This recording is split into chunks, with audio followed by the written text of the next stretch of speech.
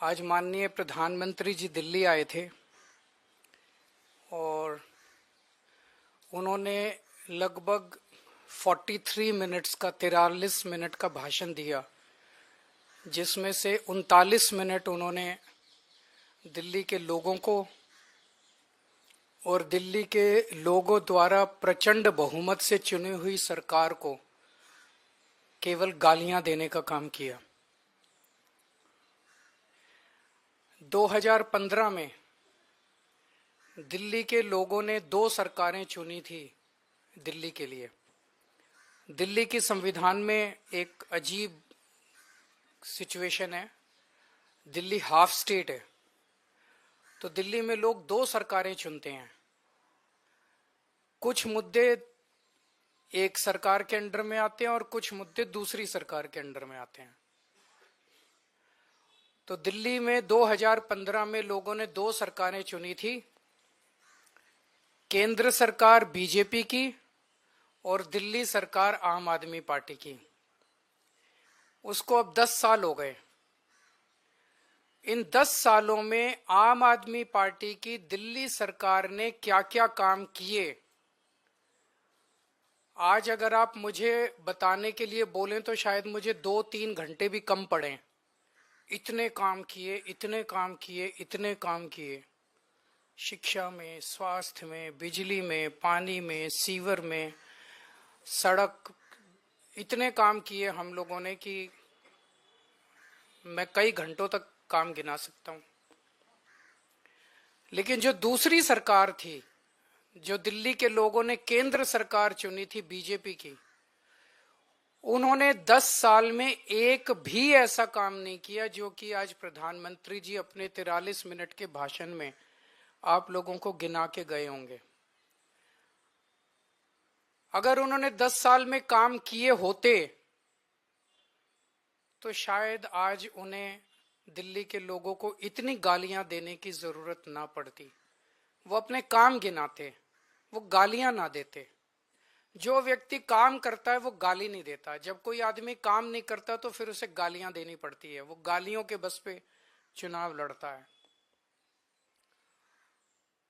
2020 में प्रधानमंत्री जी ने दिल्ली के लोगों से कई वादे किए थे।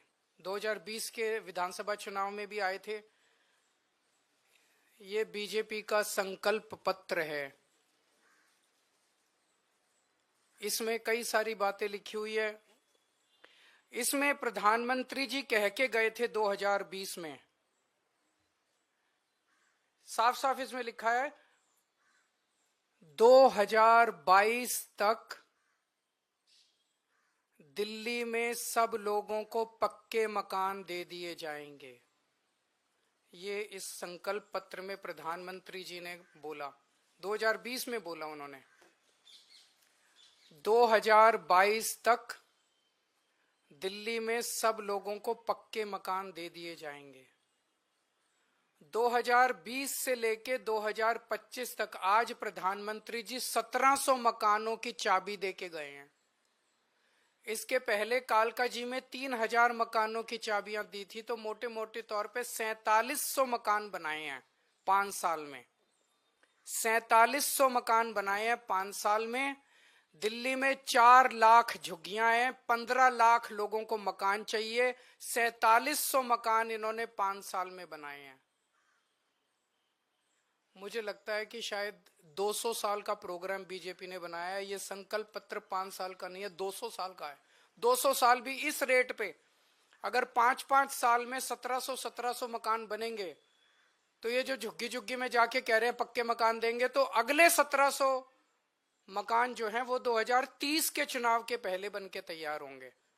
और शायद वो देने की जरूरत भी ना पड़े, जिस तरह से ये झुग्गियां उजाड़ रहे हैं। पिछले 5 साल के अंदर इन लोगों ने झुग्गियां तोड़ तोड़ के 2,78,796 लोगों को बेघर कर दिया। प्रधानमंत्री जी वादा करके गए थे मैं तुमको पक्के मकान दूंगा, लेकिन धोखा दिया, पीठ में छुरा घोंपा। लोगों के बच्चों को सड़क पे लाके कितने सारे ऐसे इनके नेता जाते हैं झुग्गियों में सोते हैं और 2 महीने के बाद उन्हीं झुग्गी वालों को उनकी झुग्गियां तोड़ के उनके बच्चों को सड़क के ऊपर भरी ठंड के अंदर सड़क के ऊपर सोने को मजबूर कर देते हैं।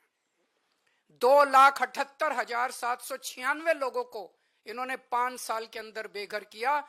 आज मैं आपको लिख के दे रहा हूं, मेरी बात नोट कर लेना। 2030 के चुनाव में अगर इन लोगों को वोट दे दिया, 2030 के चुनाव के पहले दिल्ली की सारी झुग्गियां तोड़ देंगे। 1700 फ्लैट भी नहीं देने वाले अगले 2030 के चुनाव तक, ये सारी झुग्गियां तोड़ देंगे। एक भी पक्का मकान ये लोग नहीं देने वाले।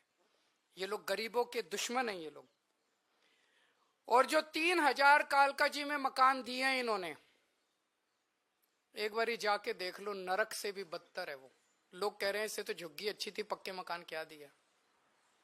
नरक से भी बदतर दशा है वहां पे। लोगों की ना सीवर है, ना पीने का पानी है, कुछ भी नहीं है वहां पे। पूरी बुरी हालत है वहां पे लोगों की जो कालकाजी के अंदर रह रहे हैं। आज प्रधानमंत्री जी 10 साल के बाद आके 3 कॉलेजेस का शिलान्यास करके गए। कॉलेज शुरू नहीं हुए अभी, आज भूमि पूजन हुआ है, आज शिला रखी गई है, शिलान्यास हुआ है, नींव रखी गई है उन कॉलेजों की। मैं प्रधानमंत्री जी को कहना चाहता हूं, प्रधानमंत्री जी 10 साल लग गए आपको 3 कॉलेजों की शिला रखने में। इन 10 सालों में जब तक आप शिला रख रहे थे, इन 10 सालों में मैंने 22,000 क्लासरूम बना दिए, 3 नई यूनिवर्सिटी बना दी, 11 नए वोकेशनल कॉलेज बना दिए और 6 यूनिवर्सिटी कैंपस बना दिए। जितना टाइम आपको 3 शिलान्यास रखने में लगा, उतने टाइम में हम लोगों ने 22,000 क्लासरूम बना दिए, 3 नई यूनिवर्सिटी बना दी, 6 नए यूनिवर्सिटी कैंपस बना दिए और 11 नए वोकेशनल कॉलेजेस बना दिए। हमारी काम करने वाली सरकार है, हमारी शिलान्यास रखने वाली सरकार नहीं है जो चुनाव के पहले आती है और शिलान्यास रख के चली जाती है। मैं प्रधानमंत्री जी को कहना चाहता हूं, आप तो इतने ताकतवर आदमी हैं, आपके पास अथाह पैसा है, भारत सरकार के पास अथाह पैसा है, आपके पास इतनी पावर है, अथाह पावर है। एलजी आपका, पुलिस आपकी, 7 MP दिल्ली के आपके। मैंने 3 नई यूनिवर्सिटी बनाई, आप 30 नई यूनिवर्सिटी बनाते दिल्ली के अंदर, और आज आपको हमें गालियां देने की जरूरत नहीं पड़ती। आज आप दिल्ली के अंदर आते, दिल्ली के लोग आपको सर आंखों पे उठा लेते। मैं प्रधानमंत्री जी को कहना चाहता हूं, मैंने 22,000 क्लासरूम बनाए, आप 1 लाख क्लासरूम बना देते प्रधानमंत्री जी, लंबी लकीर खींचते। केजरीवाल ने इतना काम किया, उसके सामने लंबी लकीर खींच देते, केजरीवाल छोटा बन जाता। लोग आपकी वाह वाह करते। आपको मुझे गाली 39 मिनट तक आपको गालियां देने की जरूरत ना पड़ती अगर आप कुछ काम करके दिखाते प्रधानमंत्री जी। आपकी वाह वाह होती। मैंने 530 मोहल्ला क्लिनिक बनाए 5 साल के अंदर दिल्ली में। आप 5,000 मोहल्ला क्लिनिक बना देते प्रधानमंत्री जी, आपकी वाह वाह होती दिल्ली के अंदर। केजरीवाल को, आम आदमी पार्टी को, झाड़ू को कोई पूछता ही नहीं। आपको मुझे गाली देने की जरूरत नहीं पड़ती। अगर आप, मैंने 5 नए अस्पताल बनाए पिछले कुछ सालों में, आप 50 नए अस्पताल बनाते दिल्ली के अंदर, प्रधानमंत्री जी आपकी वाह वाह होती। लोग कहते भाई प्रधानमंत्री ने बड़ा।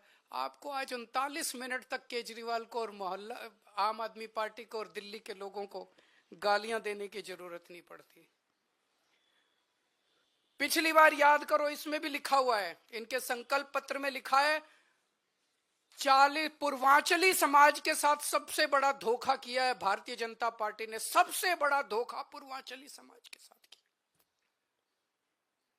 हमारे उत्तर प्रदेश और बिहार के गरीब भाई दिल्ली में आते हैं, या तो पढ़ने आते हैं या नौकरी ढूंढते हुए आते हैं। उन्हें दिल्ली में किराए पे रहने के लिए जगह नहीं मिलती, तो वो कच्ची कॉलोनियों के अंदर सस्ते किराए पे या तो ले लेते हैं जगह और या खरीद लेते हैं सस्ती कच्ची कॉलोनियों के अंदर। तो कच्ची कॉलोनियों में दिल्ली के अंदर लगभग मोटे मोटे तौर पे सब पूर्वांचल समाज के लोग रहते हैं। दिल्ली के अंदर कच्ची कॉलोनियों में 2014 के पहले कोई काम नहीं होता था, नरक की जिंदगी थी। 10 साल के अंदर आम आदमी पार्टी की सरकार ने लोगों को इज्जत और सम्मान की जिंदगी दी। हमने अपने पूर्वांचल समाज के भाइयों के लिए सड़कें बनाई, गलियां बनाई, स्ट्रीट लाइट्स लगवाई, नालियां बनवाई, सीवेज सिस्टम दिया, पानी की पाइपलाइन बनवाई, सीसीटीवी कैमरे लगवाए, मोहल्ला क्लिनिक बनाए, अस्पताल बनाए, स्कूल बनाए, उनको इज्जत की जिंदगी दी। 2020 में मेरे को याद है, शायद 5 दिसंबर का दिन था, जब हरदीप पुरी जी और ये आए थे और दिल्ली के लोगों को, पूर्वांचल समाज के लोगों को 2019 या 2019 के पहले वो प्रॉमिस करके गए थे 40 लाख दिल्ली की कच्ची कॉलोनियों के लोगों को हम मालिकाना हक देंगे, उनकी रजिस्ट्री कराएंगे। 5 साल में 25,000 लोगों की रजिस्ट्री हुई है, 40 लाख के मुकाबले 25,000 लोगों की।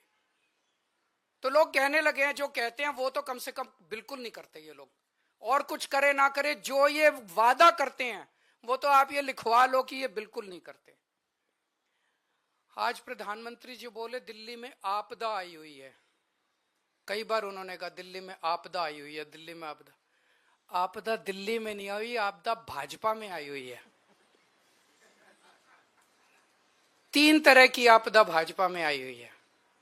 पहली आपदा, भाजपा के पास सीएम चेहरा नहीं है। दूसरी आपदा, भाजपा के पास नैरेटिव नहीं है, उन्हें पता ही नहीं चुनाव किस मुद्दे पे लड़ना है। तीसरी आपदा, भाजपा के पास कोई भी एजेंडा नहीं है इस चुनाव के लिए।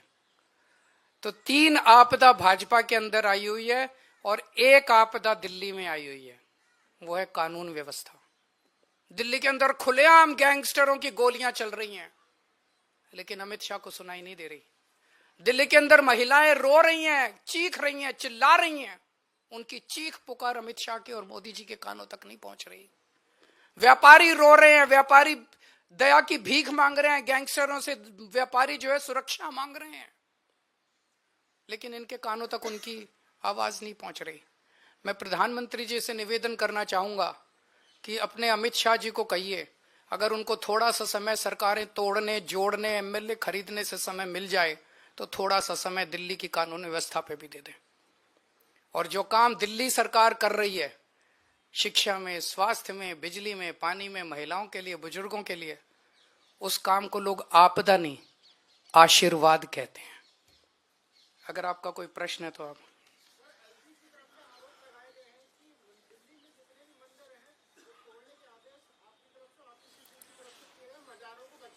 नहीं, वो झूठ बोल रहे हैं। एलजी साहब कुछ भी बोलते रहते हैं। एलजी साहब ने जो आदेश दिए उस पे क्या कह रहे हैं, वो जो 22 नवंबर को आदेश दिए, चोर चोरी करते हुए रंगे हाथों पकड़ा गया, फिर कह रहा पूरी दुनिया चोरी कर रही है इसलिए मैंने भी कर ली।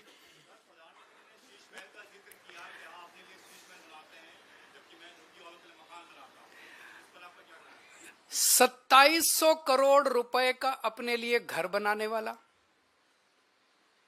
8400 करोड़ रुपए के हवाई जहाज में घूमने वाला, 10 लाख रुपए के सूट पहनने वाला व्यक्ति, उसके मुंह से शीश महल की बातें अच्छी नहीं लगती।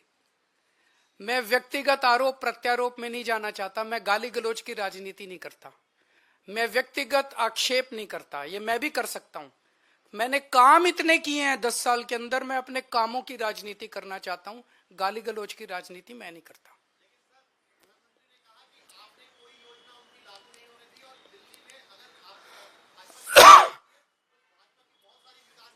हमारे सामने एक ही मकसद होता है, दिल्ली के व्यक्ति का कैसे फायदा होगा।